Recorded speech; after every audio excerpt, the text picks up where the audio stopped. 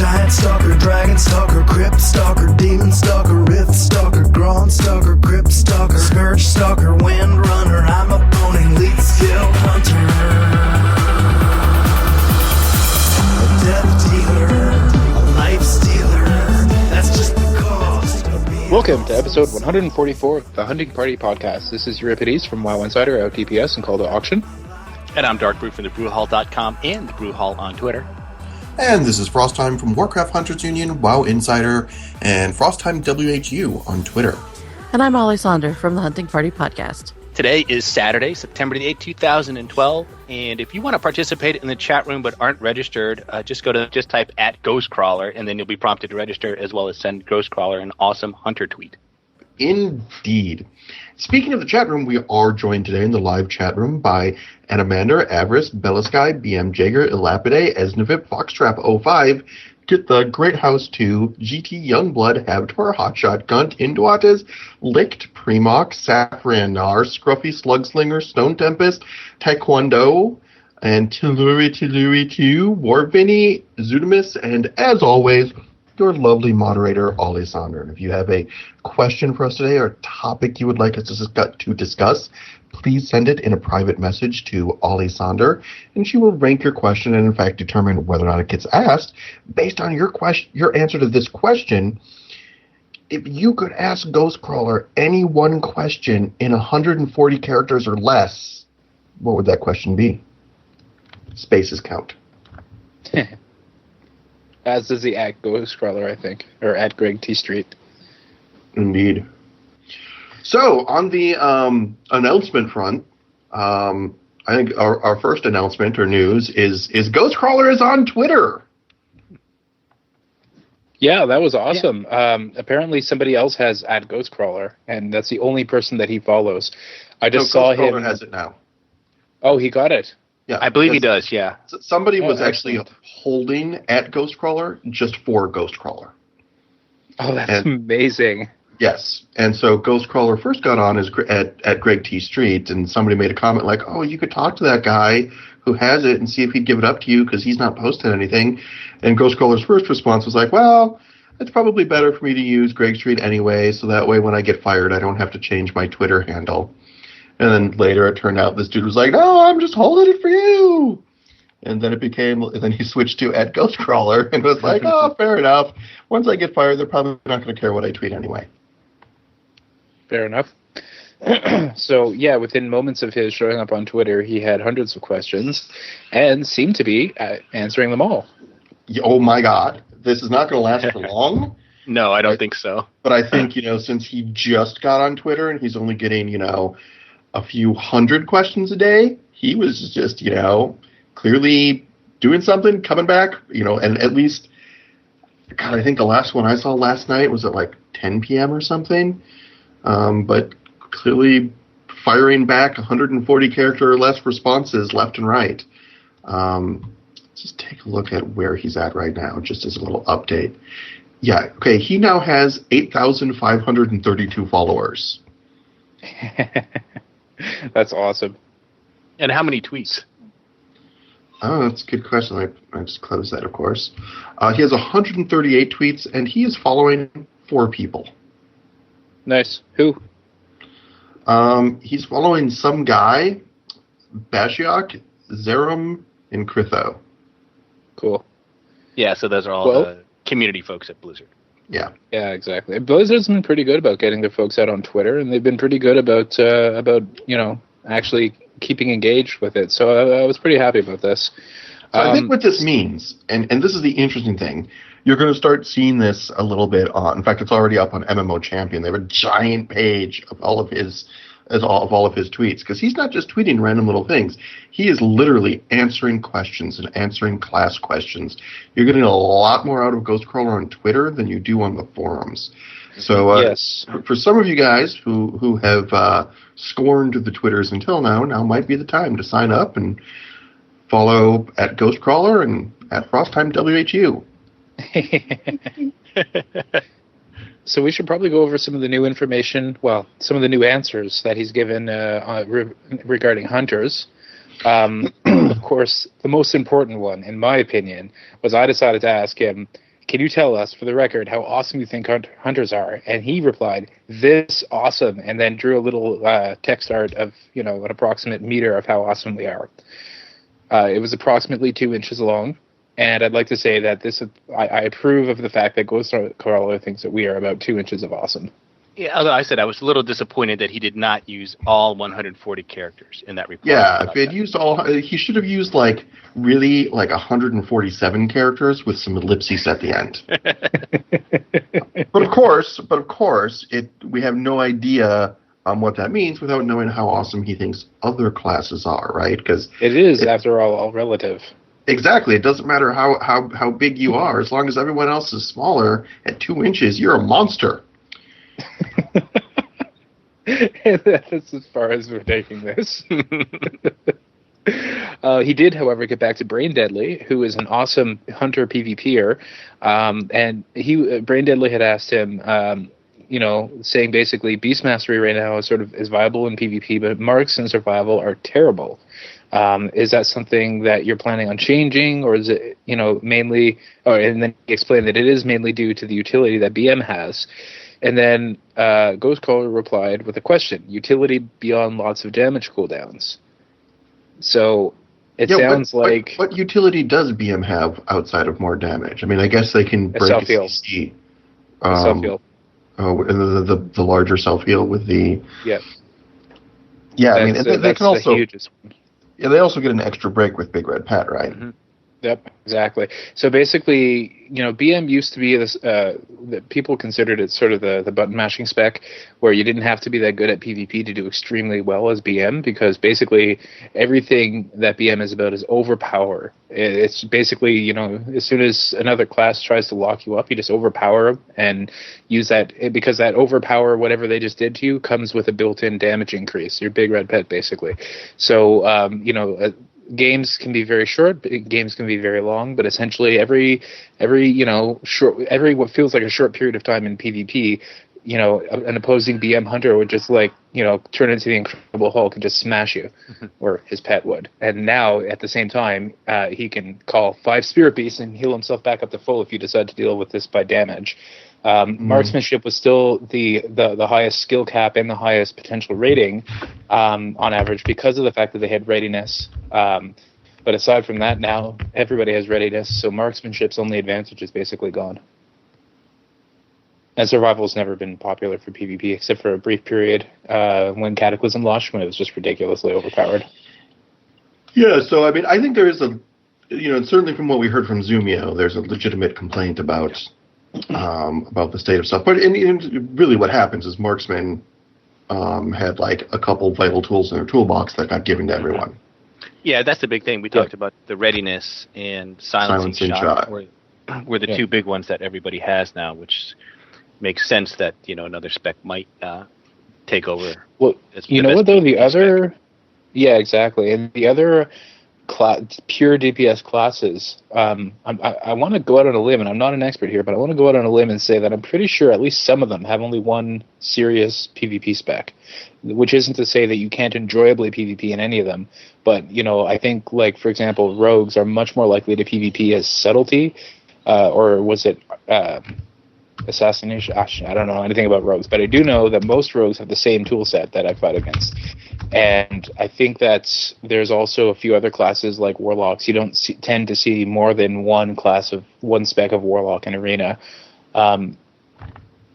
Or maybe I'm getting completely off base on this. I can't say this for absolutely certain, but I don't think it would be the end of the world if we only had one viable PvP spec. Who's typing? Maybe we need to do that. I think that's probably Ollie. Okay. Allie, would you mind muting your mic while you type? I am muted. Frostpine. Oh, Frostpine. Oh, really? If you're muted, how did we hear you, liar? Yeah, no doubt. I've been trolled. So let's go through some of the other stuff that... it's okay, just to finish up. One other question, that I thought was interesting was somebody in Russian, which I think... Let me see if I can translate this. Banana Banana Nex Ramus, I think is what this is. Banana Nex Ramus asks, is there any chance we'll see a BM hunter as a melee hunter or survival as tank hunter in the future? And Ghostcrawler responded, if we ever did a melee or tank hunter, I'd want them as new specs. Hate to change what X currently is, and he points out that the blood decay transition was painful. And I think that's a good point, other than the fact that I think not a lot of people would be super interested in a melee hunter. I mean, at that point, just don't play a hunter. But what's interesting there, too, is maybe, and I'm not saying he's leaning in this direction, but that maybe they'd be open to adding more than 3 specs for most classes. I mean, druids already have 4. That maybe they would still only have that. 3, but... I don't know if he was suggesting that. I think he was just sort of implying that if we ever did want to add a new role for a class, it would pretty much have to be a new spec, because no matter what, there's going to be a bunch of people that absolutely love their spec exactly the way it plays, and these are the people that you don't hear from a lot until you change it. And it sounds like he was replying to the question as accurately as possible, but what wasn't asked and wasn't offered was that this is probably not ever going to happen. The game design right now is that hunters are the stand back, let your pet chew on your enemy while you casually shoot him in the face kind of class, and it's really ranged. Is a huge range DPS basically is basically the definition of hunters, and turning us into some sort of tank or melee, I suppose it could be done lore-wise, but it just wouldn't feel the same, and I don't think that they would ever want to add another spec to a class when they've put so much effort and programming into, the current system of 3 specs. Yeah. So, druids are the exception, but if I'm not mistaken, two of their roles share a spec. Yeah. And so there were 2 other tweets that Ghostcrawler had that I thought were particularly interesting that weren't specifically hunter related. One of them was he had a series of them recently, actually just before the show, talking about the challenge modes and sort of how excited they are about the Mists of Pandaria challenge mode dungeons and a bunch of the feedback that they've been getting about the challenge modes, which basically sounds like they're very, very challenging. Like, here's a handful of tweets that Ghostcrawler made about challenge modes, which are just quotes from testers, from internal testers. Challenge modes are the most stressful thing I have ever done in WoW, and I love it. Challenge modes make me use every one of my class abilities. No other part of the game does that. Challenge modes are like Phase 4 Ragnaros that last for 20 to 30 minutes. Challenge modes make me wish I could cast spells while casting other spells. Even off the global cooldown doesn't come soon enough. Okay. So if I understand correctly, challenge modes scale your character down to the level that is appropriate for the content. Correct. And then so make it overgear. Correct. So you can't overgear it. So you do a 5-man dungeon, usually like speed runs. I think for there's like a gold, silver, bronze level, but for like this gold level, I think you can't die or something. Or just dying takes too long. But yeah, so you're basically trying to speed run your way through, but you can't overgear it. If you get super geared up, it automatically goes, nope, everybody's at the same gear level to do the challenge modes. That was going to be my question. So when you say everybody's at the same gear level, even if you take 2 characters, one of which is has very high end gear, one of which has very low end gear at max level, they will both have the same quality if they enter as challenge mode. I don't know if it'll gear you up. If you're under-geared, I don't know. I have no idea if it'll gear you up. But are these challenge modes for level 90 content, or are they for older stuff? I believe it's level 90. Yeah. Oh, okay. I was under the impression that it was like, old stuff only. Yeah, and you get cool. I think they have like transmog sets and stuff you can get out of it.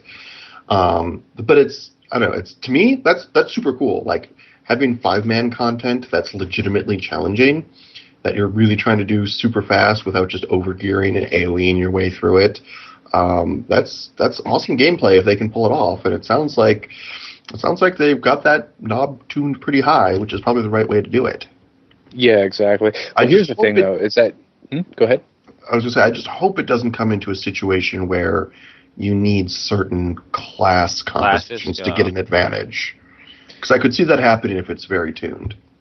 Yeah, well, what'll typically happen is I'll bet you there will be certain combinations that have an advantage, but as players get more used to the challenge mode, because unless they've done something completely different, every single time you run a challenge mode, it's going to be not exactly the same as last time, but there's not too many things that they can randomize. Like they could randomize the path of certain trash, they can randomize the ability of bosses, maybe, or the which bosses you get. But eventually you'll have seen everything, and eventually you'll know everything. So once that happens, then assuming everybody in the group knows the content already, I think eventually even though it seems like it's dialed up really difficult in the beginning, it might seem a lot less so near the end. Certainly yes, but I mean, one thing that 7 years of WoW has taught us very clearly is there's a lot of players that just aren't that good. In fact, I've been doing some data collection on this, and they're not data collection so much as theory crafting. And according to my math, like half of the WoW players are below average. Are you? It's true. Yes, it is true. You get Frostime, you're awesome. I actually saw that meme on Reddit the other day. No, it wasn't even. It was a George Carlin joke. He's just like, if you get, I think it's like if you get depressed about how stupid the average person unit is, think of how depressed you'll get when you realize that approximately half the people out there are dumber than that. I'm probably not doing it justice. He had a much better delivery than I do, I'm sure. Yeah. Anyways. Well, the nice thing about the challenge modes is it allows them to not have to, to tune the regular heroics, a certain way. They don't have to worry about them being too hard or too easy. They can tune them just the way they want. And anyone who wants, a higher level of difficulty needs to run the challenge modes, Yeah, get their which I think is fair. I mean, I think there's a disturbing percentage of the population that accomplishes a lot of this content through over-gearing it, rather than, racing through it appropriately geared. So the final tweet that I thought was really interesting that Ghostcrawler had is somebody asked him about moving to a 15 or 20 man single raid size, and Ghostcrawler basically came back and said that why did they go for 25 instead of 20 or 15 in the first place? And Ghostcrawler basically came back and was like, well, I joined the team in Sunwell, so that was done. And he said he said maybe it would have been a lot better and scaled better if we had just at that time made it 20 or 15 rather than making it 25. But then he said, but right now it's probably too late to change that, because at the point at which you're requiring every single guild to change its raid size, it's like that's probably not worth it. Of course, I don't know. Yeah, I think I was gonna say just what you were gonna say. I mean, the fact that most people are running 10s, they kind of took us in that direction anyway. I think a lot of guilds did feel required to change their scope and size to accommodate 10-mans and not 25s. Yeah, well, if they wanted to have a single format, it would have to be 10s, because I think if you were to make it 15, the number of guilds able to coalesce, because one of the problems with 25s is it's very difficult to get, it's more than 2.5 times as difficult to get 25 people together as it is to get 10 people together. 25 people that are any good.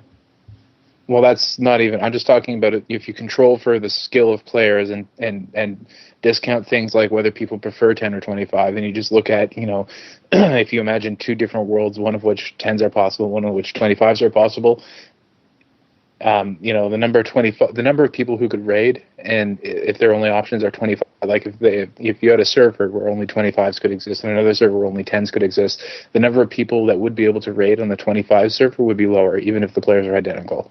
And that's the problem with making it bigger. That would hold true between 10 and 15. So if they were going to keep it down to one size, it would have to be 10 at this point.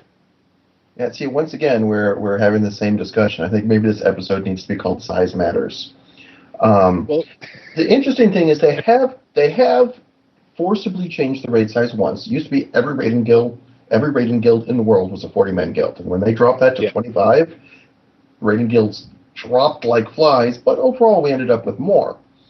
Mhm. Then they didn't forcibly change it, but when they made it either 10 or 25, but not both, the vast majority of people moved to 10s.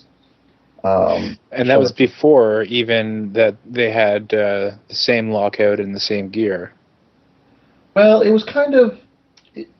I don't think there was... Well, I that's thought in the- Wrath, I thought people Wrath did was both. still And I more- think more people did 25s because that's Yeah. where the better gear and the better reward was. I think there were more Yeah, I agree. 25s out there. The thing is, than there are everybody today. who did, but everybody who did 25s also did 10s, and there were many Yes. people who only did 10s. There was very few people that only did 25s. And then when they made them the same, 90% of people moved to exclusively 25s, and only 10% of the population still raids in 25-man guilds, if I remember my statistics correctly. I saw somebody who had put together a list of kills by raid size, and I think they got this data from one of those armory trolling sites that's able to, for like guild progress and stuff like that. Sure. I don't have a link. So you're unfortunately, saying they or else- found that right now there's about 10% of guilds are 25-man guilds? No, 10% of kills are done by 25-man guilds, or 5% of kills are done by 25-man guilds, 25-man groups, which would mean, and because they're just about twice the size, 10% of raiding activity is done in 25. I gotcha. And that's theoretically not counting LFR. Yeah, it wouldn't be able to count LFR because that would be that would dwarf even 10 man. LFR is so easy that anybody can do it. Yeah, LFR was basically just breathing life back into 25 content. Well, no, LFR Yeah, and would just only for the- work in 25. Right. Sorry, go ahead. I Mark. agree. Yeah, I was just say they specifically made it 25 because they found it easier to actually assemble a group of 25 players than they were the other raid sizes. That was I think the Right, when primary you have a making queue 25. of players who are by definition available, or else they can't quickly accept, then yes, 25s are optimal. The problem is if you're a actual guild filled with real people, not everybody, then you have to be able to put together a 25 group and find a night that 25 people can play, and accept the fact that means more people will miss raids and be able to. The number of people, the percentage of somebody missing a raid night is going to be much higher when you have to have enough people to guarantee a 25-man will always be running. There are a huge number of disadvantages inherent with the size of 25-man raiding. And the only time that I can ever see, the only changes Blizzard will ever be able to make to raid size is downsizing. Now, we're already at 10. We know we're not going any lower than 10, and it's clear that increasing it or making higher numbers available is not something that is good for average players. I'm not sure where they're going to go with this. I think they're probably just going to leave well enough alone because they got backed themselves into a corner that they probably can't back out of. They might eventually get rid of the 25 format once nobody runs it anymore, but Well, aside from alternatively, that- is they can go back to some method of providing better rewards in 25, but still not letting you do both. yes, and that Although would in make it so practice, that that there's didn't like the work out. top percentage of raiders that would want to try and coalesce into 25-man guilds, and if they failed, then they would have to go back to a 10-man group in order to get the lower quality stuff. But I don't think that that's their design principle, because that would take the best players out of the 10s and make them not want to play with their friends, make them want to play with the best players in other 10s who they I may think not the know other- as well. I think the other problem is no matter what they did, they ended up with the top most competitive players doing both. Right? Even if they shared lockouts, they'd be like, okay, I'm going to run the 25, and now I have to run my ults through 10s to gear them up. And I Yeah. think that was kind of the core issue. Well, yeah. Well, the other thing is that if 10s and 25 shared a lockout, then they would be running their alts through whatever's the most efficient way of getting gear per hour. If that happens to be 10s, but they do 25 for notoriety, that's another story. I think it's telling that no World First guild has ever used the 10-man format in order to achieve World First. I don't even think we've ever had the drama of, well, they got it, but it was in 10, so it doesn't count. I mean, nobody's ever said that. So the World First stuff is clearly easier on 25. As what that says about the system. I'm not sure if that's clear, because a lot of the top players that are in, not just top players, but they're in the competitive guilds, they Mhm. choose to raid in the 25-man format. Well, I think Yes, it may but if there's a benefit them. competitive. Go ahead, It may Daryl. benefit those groups more because you remember they're not doing it well. At least not in the first tier. Maybe by the time they get to the the second tier, they do have heroic gear and things like that. But at least initially, they tend to be somewhat undergeared for that heroic content. So I would guess there's probably some advantage to bringing certain numbers of healers and certain types of classes that have maybe not pure healers but have healing abilities and using them in ways to sort of compensate for the lack of gear. And I would think that they'd have more flexibility to do that in 25 than they would 10. That could be a factor. How about we move back onto the Hunter news? Yes. One other thing that I think is important for hunters to know, in a reply to a question about 5% buff spell haste, he mentioned something about yada yada hybrids, 10-man, 25-man, whatever, spore bats. What? That was his answer. Yeah, I know. Okay, I'll give you the exact quote. If your 10 is no hybrid casters, then there probably aren't many casters benefiting from the buff anyways. Also, spore bats. Yeah, but spore bats don't bring that buff. I think they do now. Did they change that? Yeah, weren't they just changed to bring that buff? Maybe it's in the notes we're about to look. I didn't, It's it not wasn't on in the Petopio. I don't know. I know that was the one buff till recently, apparently, that hunters could not bring. We did not have that spell haste buff. But if they give it to spore bats, all the better. I could be wrong, but I thought I saw something about that. Well, in any case, whether they've given us the buff or not, and whether he knows the meme or not, his answer was definitely spore bats. All right, so in news, I guess first there's the bug. I'm not sure if this is a bug, but players are complaining, like, if you like right now, this has always been this way. If your pet kills a mob and you don't touch the mob at all, you can't loot it. You have to at least get an auto shot in order for you to be able to loot it. So you can't just hang out, leave your pet on aggressive, and let your pet kill everything while you go eat Twinkies. Aggressive doesn't exist anymore, by the way. Obviously. Yes, but back in the day. That's why they implemented this change. So now they're saying that now some people are complaining about a bug that if you kill a mob and you use kill command, you still can't loot it because all the damage is done by your pet. You didn't contribute any damage. And I'm not certain that's a bug. I mean, it might. I would argue you should be able to loot it, but I mean, it's sort of a logical extension of existing mechanics. Yeah, and I would ask, assuming that the reason for those existing mechanics is still valid, why would this need to change? The reason for these mechanics is that back in the day, you could leave your pet on aggressive, or now you could even leave him on defensive and just go to a place where mobs will pet into you, and then go to lunch, come back, and you've got something. That is still the case, except kill command obviously proves that you're at the keyboard. Right. So I guess that's why people are complaining, really. I think you clearly should be able to loot it if you hit kill command. You have actively participated in the kill. But I mean, this is not a change. This is, I believe, how things are now. But I mean, I definitely agree. If you hit kill command, you actively participated in the kill. You're not AFK with your pet on defensive. So I mean, I certainly think it's something that should be changed. It's frankly, at least in my mind, not high on the bug list. Blizzard is doing a pretty good job, by the way, of fighting their way through some of our hunter bugs, but that's certainly not. Did they fix kill command on those two encounters we talked about last week? Most people, it's not 100% conclusive, but most people are saying that it's working on Ultraxian now, still not working on Madness, but we also got a Ghostcrawler post saying that, yes, they're aware of the issue. Mm-hmm. Yeah. And similarly, the issue of pet armor, Ghostcrawler basically said, pets used to have base armor, plus they inherited, in Cataclysm, they inherited 70% of hunter armor. So pets used to have base armor, and now they inherit 100% but don't have base armor. They ended up losing armor as an effect, and he said they're going to change it. So this hasn't happened yet, but they're going to change it so that pets inherit 170% of hunter armor. Yeah, that's nice. So this should take care of this problem. This squishy physical damage problem, not the avoidance issues. So there were some changes on beta. They nerfed Black Arrow, but they buffed Explosive Shot. So this is probably in relation to the question of whether, because we actually got a correction by email when you said that explosive shot is always worth it, and anything that's said otherwise is just in the margin of error. I said that it should be so obvious that it can't be in the margin of error.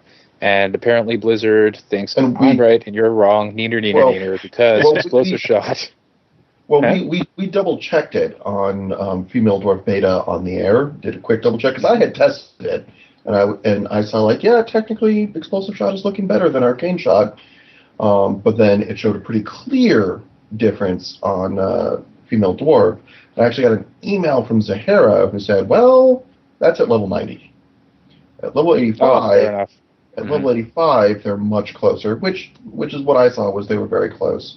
And furthermore, she also pointed out that her site at the time was not modeling the idea of using an arcane rotation, but still using explosive shots with lock and load procs, which means technically explosive was still ahead, but it wasn't that. Because I remember we saw it was like 10% DPS difference, which was the same as Kill Command. It's not really 10% at level 90. And clearly Blizzard has acknowledged this idea that it's not enough for your signature shot to just be better. Pretty much exactly what you said. It has to be obviously better. Yeah. So now damage and ranged attack power scaling has been increased by 20%.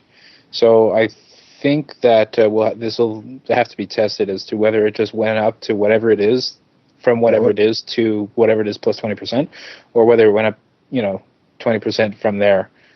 Right. I mean, but it looks so. Essentially, they nerfed Serpent Sting and Black Arrow for survival, and buffed explosive shots. They just changed their equations, right? Yeah, that's true. The damage shouldn't change that much if they did their work properly. Right.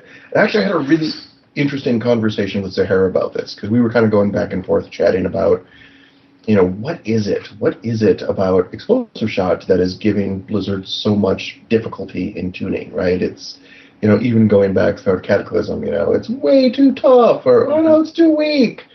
What's so hard about it? And one of the things Zahara mentioned, which I thought was very insightful, was that one of their issues in Cataclysm, right, was like 100 DPS, it needs to be in a certain place relative to the other classes. Whether it's 100,000 or 2 million or 5 DPS, it needs to be about the same as the other classes. And she's like, so that DPS number isn't really changing. We can't just make hunters do more DPS. But in Mists of Pandaria, they're adding a load of new damage dealing abilities. And so because the total damage can't go up beyond what other classes are, and all of the existing abilities have to scale up as you level, they're basically having to have those existing abilities contribute a smaller percentage of our damage in order to create some DPS opportunity for the new abilities. And then she also had what I thought was another interesting point, which is like, I'm not sure why they don't just go ahead and let the numbers get out of control and then tune it down with Mastery, which is what Mastery was supposed to be for. But we don't have to stack Mastery. No, I mean, when we talked about Mastery, this was back in the beginning of Cataclysm. I remember on those shows when this thing was coming out, we had sort of viewed Mastery as being kind of like a knob that they could just sort of turn up or down as a way of adjusting our DPS, but I don't know that it's actually been used that way.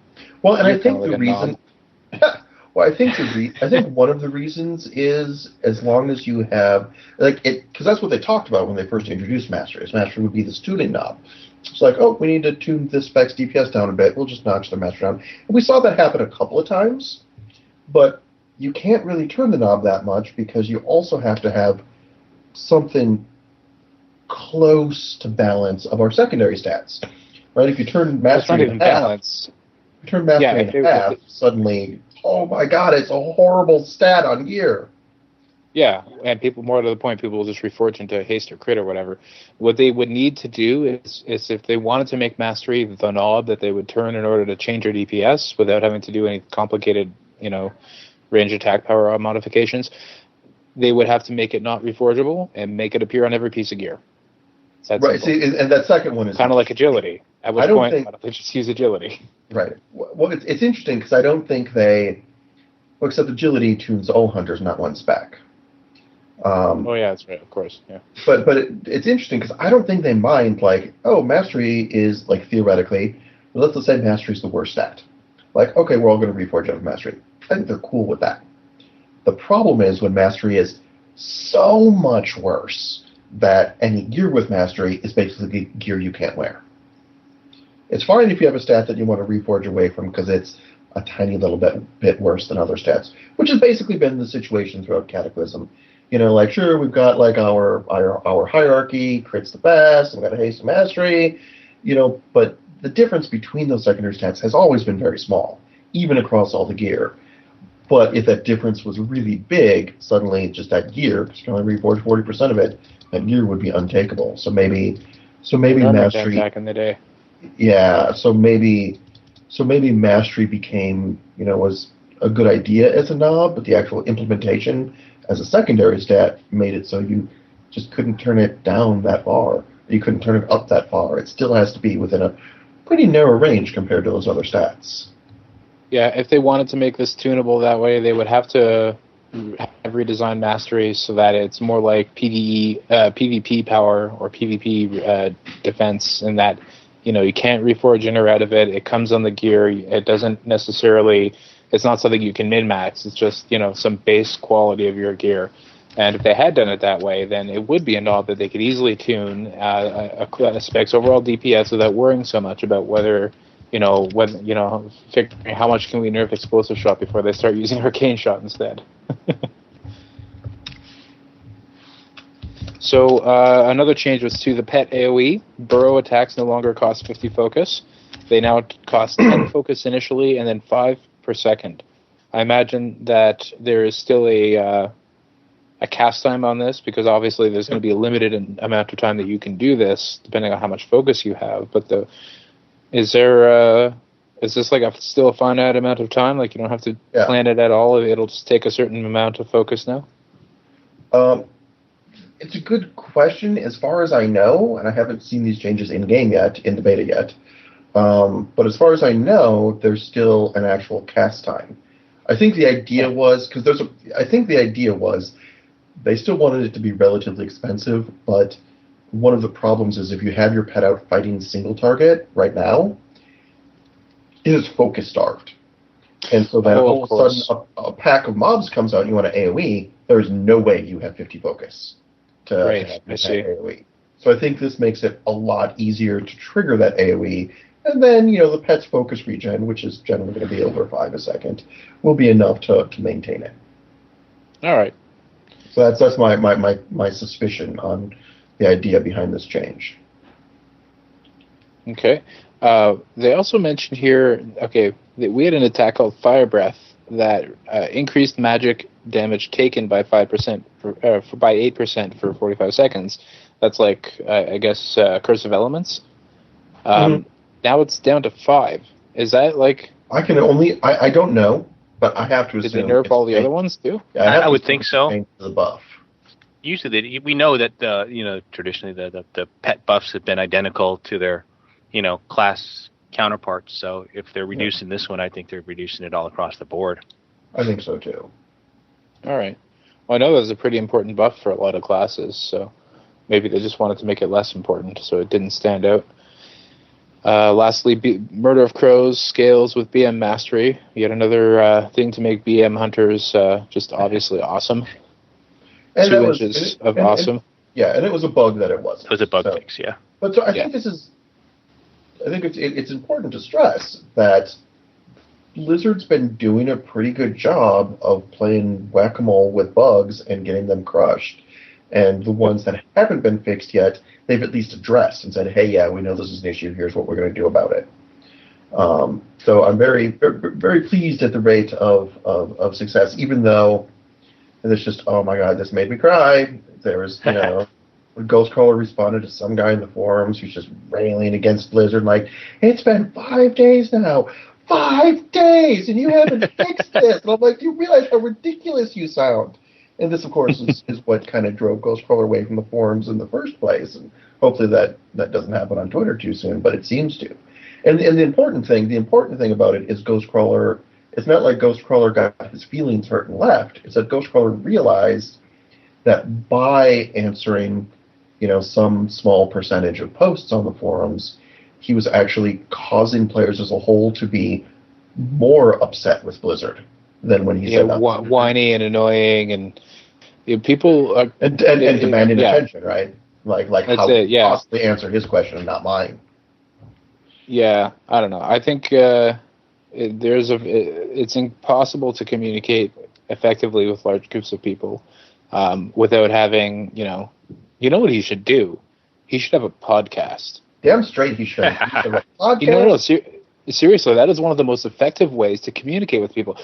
His podcast would become basically the only podcast that anyone ever listens to. But if he had time to sit down and just talk for an hour a week about things that he'd seen people talking about in the last week, that would probably, assuming that a lot of people listen to it, that would probably negate a lot of the random questions that are going to show up in his feeds, either on the Twitter or on the forums or whatever.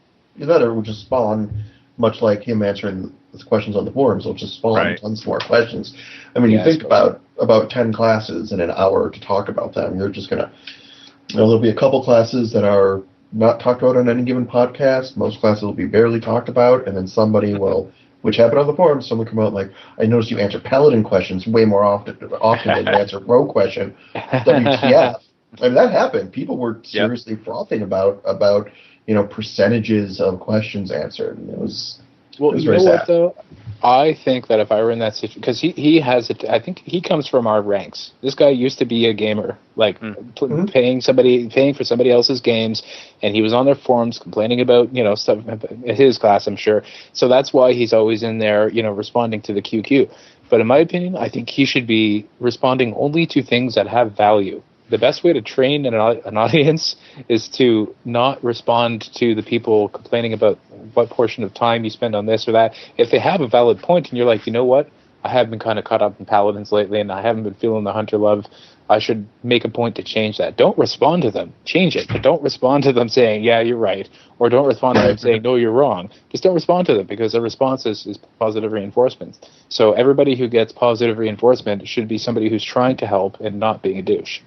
Okay, just so you know, here's the response. Here's what happens when you do that.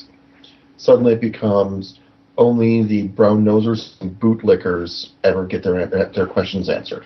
Sure, and even when that might actually be okay. And the people who say that, won't get their questions answered. I mean, maybe they'll get them read, but. And the other thing is, he's trying to be constructive in his communication with the players. He's trying to bounce ideas off of them, see what they think about stuff. It's not like him just sitting there answering questions like an oracle, because they're designing a game. It's like a moving target. It's always changing. So like half of the stuff he writes about, like on his water cooler posts and stuff like that, it's all just we think this might be kind of cool, or what do you think of this idea? And that's the kind of feedback he needs. And that kind of iterative game design approach just gets destroyed by people being negative. It just doesn't work. There's no point to it. And I think that he at the very least, for his blood pressure, he would be better off not answering trolls anymore. I know he has occasionally. For the most part, he's done pretty good about responding. 90% of his stuff, he's answering people that are happy and answering interesting, asking interesting things or coming up with interesting ideas. Right. Yeah, unhappy but reasonable is fine too. Or people who have an interesting idea. Most of the stuff that he does most of the things that he writes, the threads he writes in are perfectly fine. But it's the 1 in 10 times that I look at the Blue Tracker and I see him, telling somebody to stop being such a douche on the forums. Then I'm just like, no, you don't tell them not to be a douche on the forums. You just don't answer them. But no, I mean, I definitely think a Ghostcrawler podcast would be awesome. Especially if it was something Blizzard like had one, eh? In my Blizzard used to have one, yeah. Yeah, in my perfect mind. A year or something? Yeah, in my perfect mind, the way it would work is it would be like a weekly podcast that would be 2 hours, and it would be Ghostcrawler and other designer guests, which actually reminds me of another tweet that Ghostcrawler had, where somebody asked Ghostcrawler, like, "Hey, does it really bother you when everybody blames everything they don't like on you?" And he kind of responded. He's like, "No, I'm perfectly fine with that." He said, "What bugs me is when I get credit for everything that anybody likes, when there's 100 other designers that worked on that."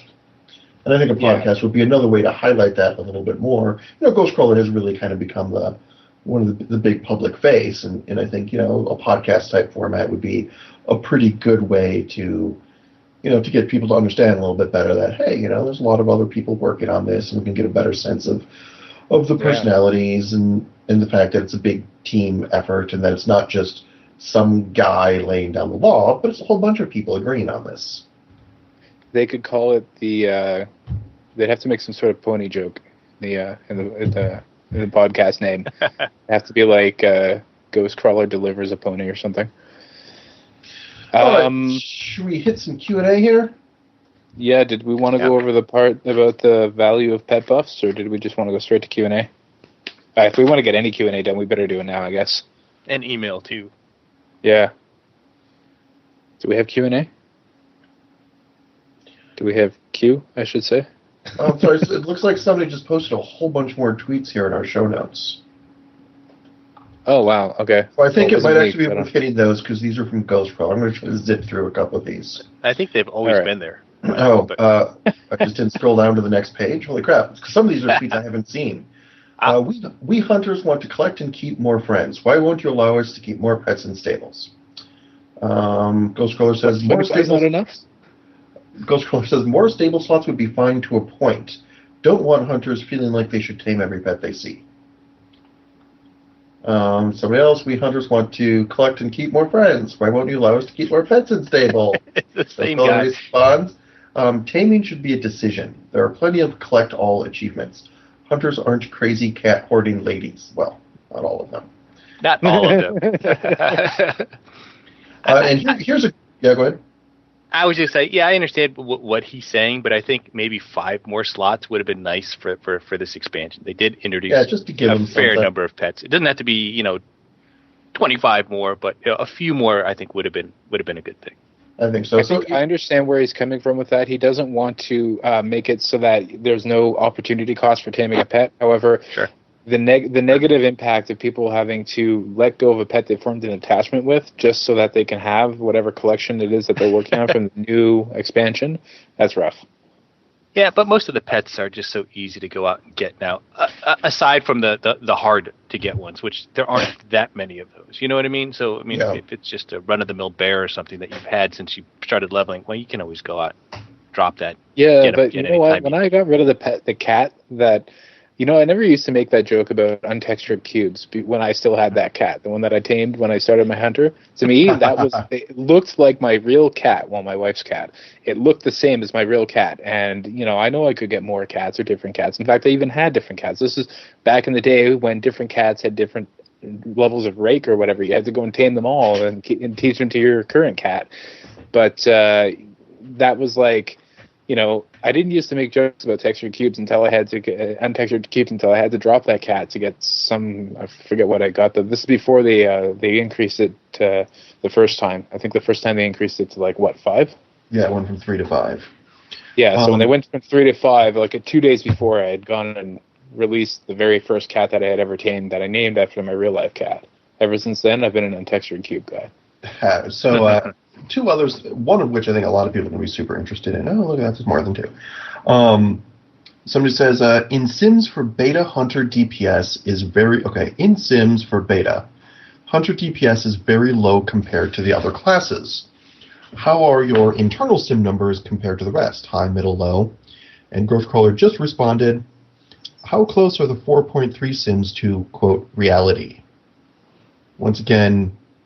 So the second time we've heard Blizzard kind of imply that the SimCraft numbers, at least for the DPS balance across all classes, is apparently not matching what they're seeing. Yep. And then somebody asks about the Hydras. Why the heck can't we tame Hydras? And Ghostcrawler gives us the answer. Mostly it's because we hate the model. If we update it, then taming would be on the table.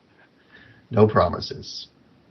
That's an interesting reasoning behind that, because it's such a subjective thing. You could have what if the majority of the players out there were to say, no, we love the model, but does that matter? Does that count for anything? But maybe not. I think they might hate the model because of something weird like the fact that it's got pieces sticking out that don't go well with its path. So, for example, if you're walking under a tree... No, that's a bad example. Whatever. If you're just walking around with your pet and it behaves normally and it looks normal, but if you happen to have a Hydra with you, it would constantly have its head stuck in the ground or something retarded, Right. That's like what I think could make them not want to make it tameable. Actually, it's kind of interesting. This is one of I think the interesting things about Ghostcrawler answering some of these little questions is you see some of these reasons that you never really thought of, right? Because like previously, I think the general hunter sentiment was, why doesn't Blizzard let us tame Hydras? Well, because they hate us. And it's like, oh, I well, think it's pretty clear that they don't hate us. there's this little 2 inches. 2 inches. 2 inches. But also somebody asked about Warriors Titan gripping and why they couldn't dual wield pole arms. And Ghostcrawler's like, actually, it turns out it's because the animations look dopey. Oh. And if we can fix that, maybe we can make that happen. That's cool. And I suspect that might be a similar issue where you've got, pole arms sticking into the ground and stuff. Yeah. Maybe months only. Yeah. Or So not should we, months, try, pandas only. should we try to hit some of this Q&A? Yeah. Yes. What do we got? Tag oh. your it one. He just said was really just the only one at this point. And he wants to ask Ghostcrawler, when is WG on Garrosh going to be fixed? I have no idea what that means. WG on Garrosh. Garrosh is the leader of the Horde now, right?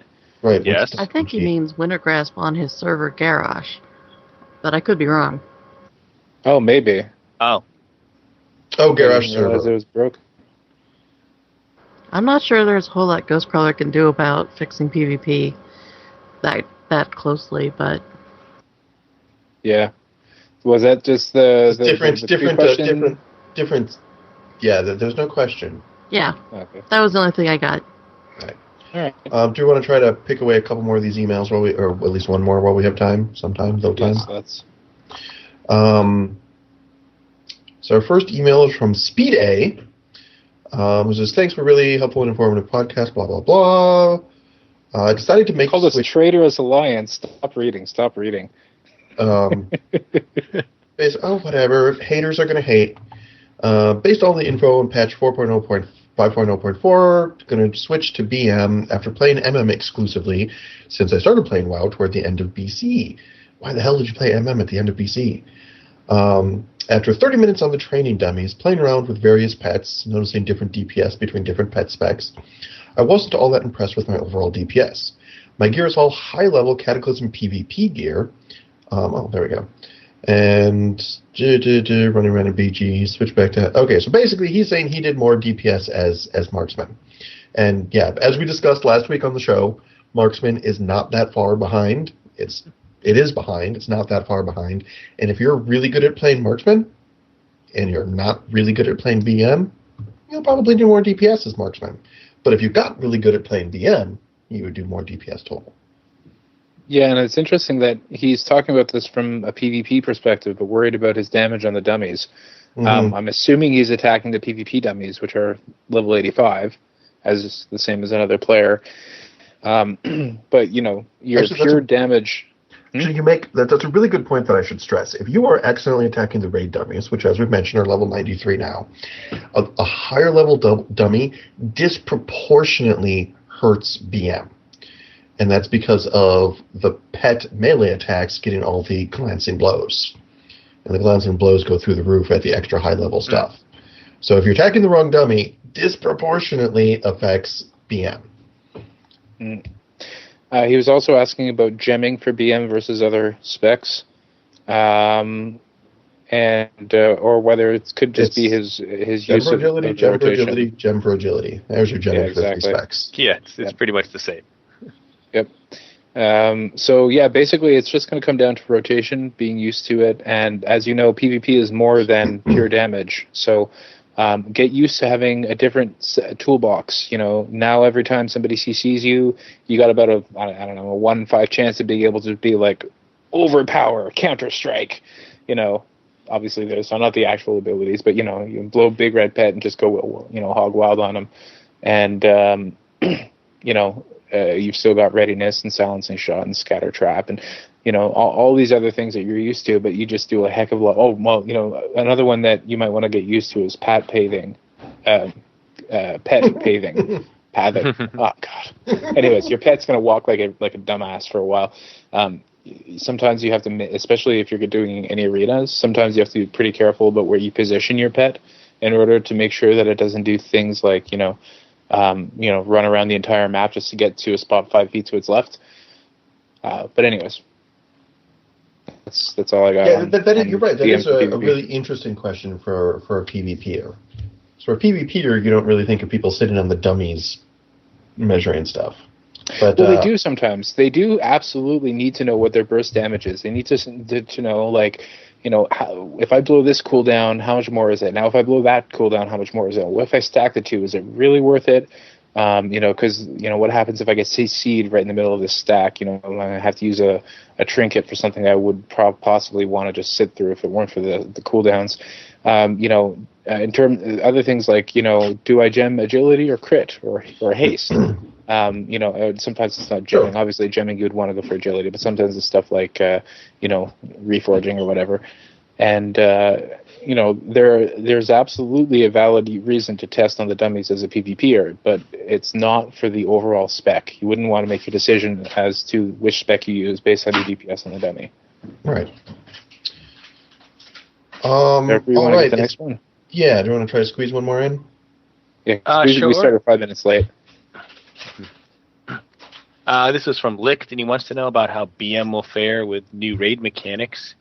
And he says, I have a question for the podcast that pertains to Blizzard's constantly evolving raid mechanics and dramatic effects they can have on BM hunters. And it seems like any time as Blizzard is asked about their favorite aspects of the Dragon Soul raid, they seem to always talk about the technically impressive encounters like Spine of Deathwing, which is totally unplayable as BM when it's released with patch 4.3.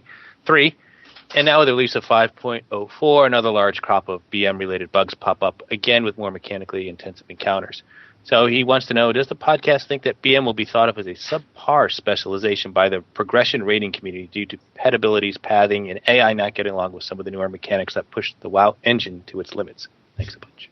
Yeah, I think the answer to this is no, semicolon, however, comma, I totally expect for there to continue to be maybe every other tier, maybe every tier, but there'll be like that one boss fight that BM just doesn't work on because, maybe there's an air phase that you can't kill command, or maybe there's a pet pathing bug that screws them.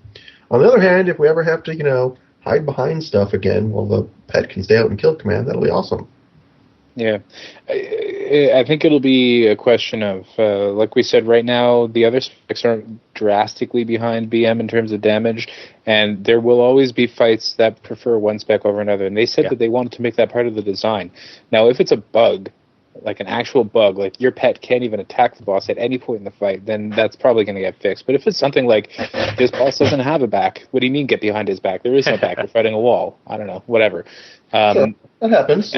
That does happen. At that point, you'd probably want to switch to something with more direct damage, like Marks for Survival, depending on what's the second best, Yeah, I think those fights that involve maybe a lot of movement, where you can't do as much DPS kind of on the run, those tend to favor Beast Mastery, especially if your pet can just stay on the boss the whole time.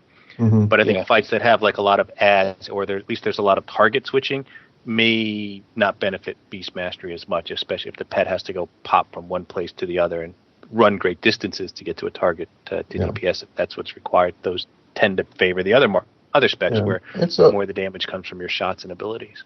Yeah, and I think Euripides makes a good point. That there's going to be fights that mechanically favor one spec over another, and that's fine. But I do think that we'll continue to find fights here and there, not often, where it's just like, for this fight, BM is screwed because of the mechanics. Well, we saw for this fight, the kind of examples in Dragon Soul. A few times people, who was it? I forget which of the hunters it was, but one of them was saying he actually liked to do Spine as BM. That was just an example of, not because it was necessarily better, but just because it was viable, and But anyways. So I think switching specs around from encounter to counter is going to be common, and I don't think World First guilds are going to, I don't think that I think that bugs will get fixed fast enough that they won't need to worry about it. Right, and it will not be a situation where they're like, this spec sucks for raiding. No, it'll be for this fight. Don't play this spec. Yeah, especially when they min-max as much as they do fight to fight.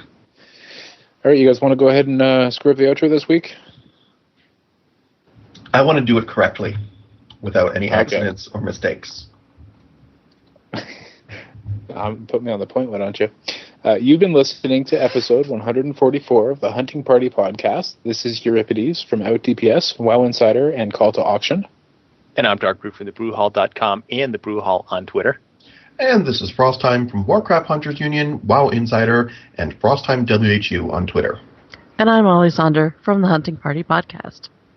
Also, if you like us, check us out on iTunes, YouTube, Stitcher. I did that on purpose. Yeah, I know. Or if you don't use any of that stuff, we have our RSS feeds. Links are all in the show notes. And if you like us, please don't be shy about leaving us a review on iTunes, especially one where you mention how uncommonly good-looking Frostheim is. You can submit a title for this week's show by emailing us at huntingpartypodcast@gmail.com and have your name mangled on air by professionals. Stay thirsty, my friends, and remember to drink your Dark Brew Lager. I'm pretty sure it doesn't matter what title you submit. I'm calling this show 2 Inches of Awesome. Remember to pay your due to your fellow druids. Or the Horde. And don't forget to pay your dues. Yeah, 2 Inches of Awesome, wow, and you're complaining about me about having a sexually suggestive commentary. You just want a title to go. No, I only complain when you actually swear. No, sometimes when I go with the innuendo, you're like, oh, okay, that's enough of that. I pretend to, that's just sort of my default reaction, because I can never think of anything else to say.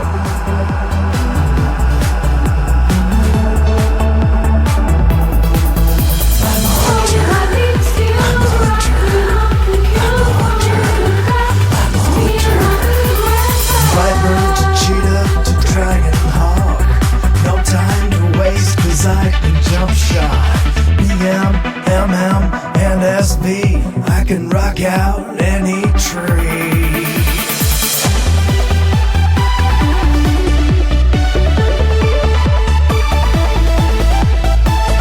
Never worried about my threat, 'cause I've got FD and misdirect.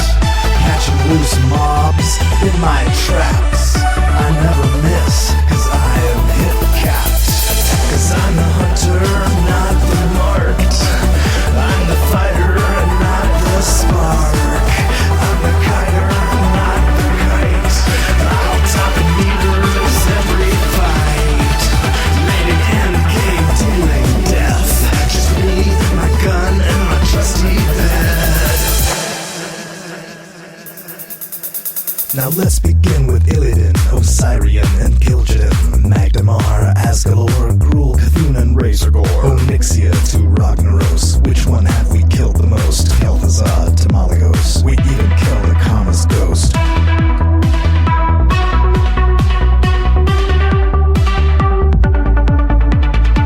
Feels like we're getting close, all that running as a ghost. Yogg-Saron, Nefarian, Sartharian, Magtheridon, Saphiron, Luciferon to Sulfuron, Archivon,